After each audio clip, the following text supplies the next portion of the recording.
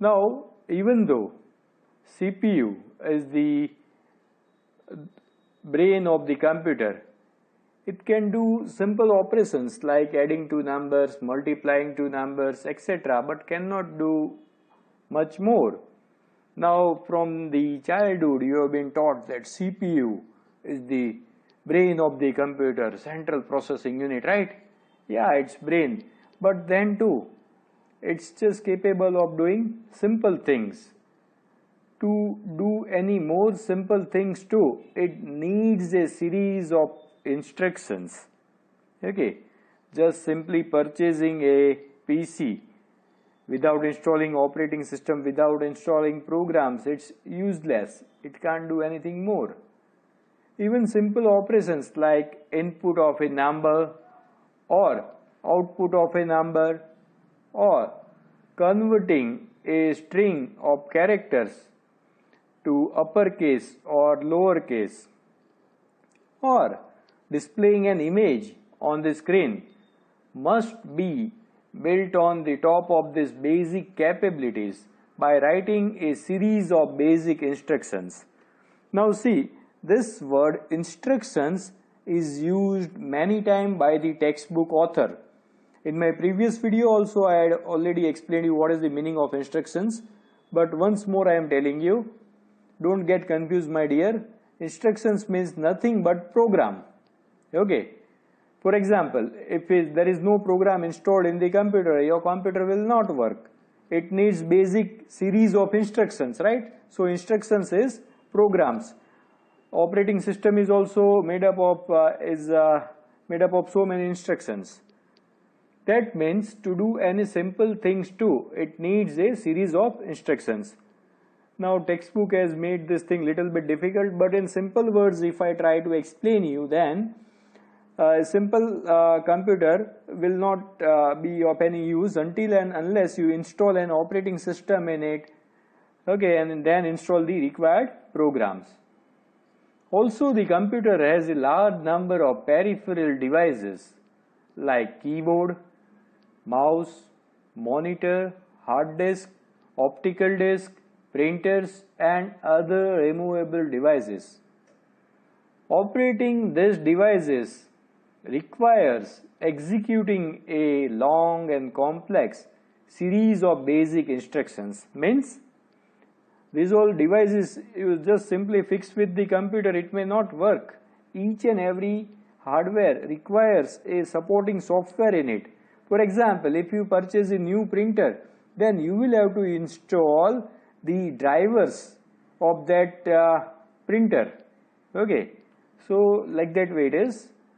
Then modern days computer system has a variety of resources like CPU, memory, secondary storage devices, network, peripheral devices, etc.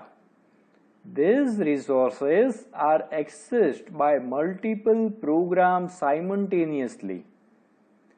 Now see, computer has got all these things, right? So many things are connected with it, CPU and memory and storage device and network and so many things, right? And so many programs are installed inside it. Now, all the programs are using this hardware simultaneously. For example, you can see the video which is played in a video player, VLC player or any other player. At the same time, the monitor could also be used by Microsoft Word. It also can display the output, right? So like that way it is. Another example, for example, if you want to give a print order from Excel, Microsoft Excel, you can give. You can also give print order simultaneously from Microsoft Word also. So like this way, there are so many hardwares and so many programs are using all of them simultaneously. So obviously, they need some authority that regulates access of these resources. For example, if two programs gives the printing order at a time, then what should the printer do? It will get confused. Should it print both the things on the single page? No. So there should be an authority who will control all these things. So who is that authority? Operating system. For example, in a school, there is a principal who operates the whole school. In a country, there is government who operates the thing, who regulates the thing. Okay. So a computer without any software for doing above type of work is useless, because it may not have even basic interface to interact with the user. What is the meaning of interface? What is the meaning of interaction? Do you know? If you don't know, I will explain you. In order to provide a consistent experience to the user, there needs to be a common framework for the human-computer interaction. Now I will explain you what is written in these two paragraphs. Thus, we need an operating system to do all this work. I will explain you. See, in the computer, everything is stored in 0 and 1 as it is given here, right? Can the user understand what is written in zeros and 1? Can we understand? No. So how is this thing communicated? These zeros and 1s, how will it get transferred to us? It will get transferred on the monitor or to us using the operating system, right? Once we install the operating system, we will not see 1s and zeros and so many things. So operating system transfers it to the user, and whatever user types is again transferred back to the computer and stored it in the form of zeros and 1. So this is the role of operating system, remember.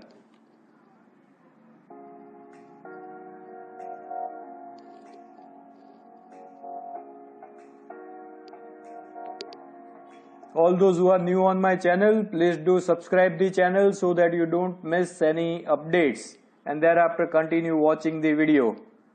Also, please hit the like button if you like the video. Fine. Now what is an operating system? So I don't like to explain the simple things in complex language. Simple, I have shown you the logo here. Windows is an operating system, Android is an operating system, Apple is an operating system. Am I right? So these all are operating systems. Now according to the textbook definition which is given is, an operating system is the controller, resource allocator and common service provider for a computer system. Like the government, it performs these functions to ensure smooth and mostly trouble-free operation of the computer. So as we discussed just now, the operating system is controller of all these resources. Resources means all the hardwares, softwares, everything. Who controls it? Operating system. Who allocates the resource? Operating system. Who provides the common service? Operating system. Okay, it is like a government who does all this works properly. Now the last topic of this video is the startup process of a computer. What is the startup process? When you press the power button and the computer starts, it doesn't start like a tube light, or it doesn't start like a fan. It takes some time in loading, right? So why does it take that much time in loading the thing? That is known as booting process or startup process, which is explained here. Now when we supply power to the computer and press the power button, okay, here is the power button. When we press the power button, then what happens? The power is first supplied to the CPU, okay, who is the brain of the computer. Power is supplied to the CPU. What does the CPU do? CPU initializes itself by bringing all its subcomponents in a known and ready to use state. So what does the CPU do? First of all, it wakes up. Since it was sleeping, so it wakes up. Another thing, all the components which you can see around the CPU, the hardwares. So CPU sends a signal to all of them and check whether they are in ready to use state or not. If it is not in a ready to use state, it will send a error message. Otherwise, it will continue the further process. Fine. Now, it is like a vehicle whose ignition has been turned on and is ready to be driven. But where is the driver? What is the meaning of driver? The instructions to be executed by the CPU, that is the operating system, right? So now CPU has done its all work. So now the turn will come of the operating system to do the further work. So we will see that. The computer has a permanent type of memory called ROM, R-O-M, ROM. In previous chapter I have explained this topic in detail. So on the personal computer it is also known as ROM BIOS. BIOS means basic input output system, or sometimes it's also known as simply BIOS.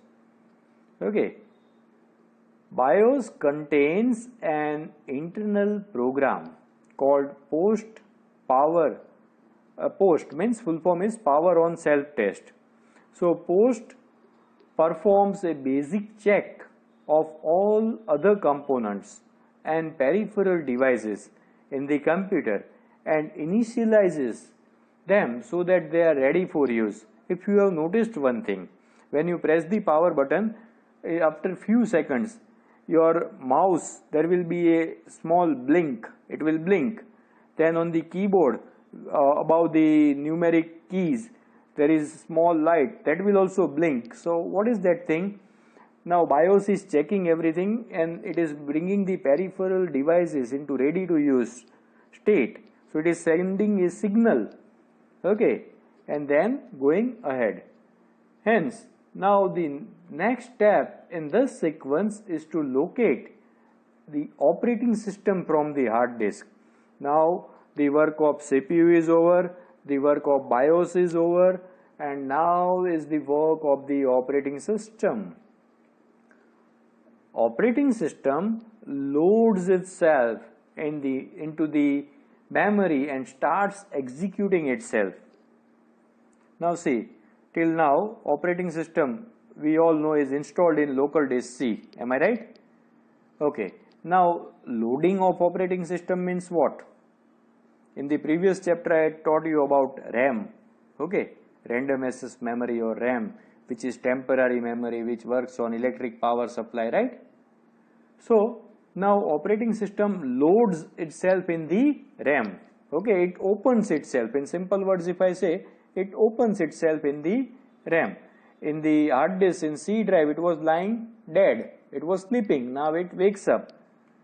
Once the operating system is loaded, it takes the control of the entire computer. Now CPU, ROM BIOS, nobody has to do anything. Now all the control is in the hands of the operating system. This entire system is known as booting process. Okay, hope the concepts are clear. And here we complete this video. Certainly if you like the video, please hit the like button, and since some of the things are little bit hard, so you may watch the video again, or the part of the chapter which you have not understood, that you can watch again.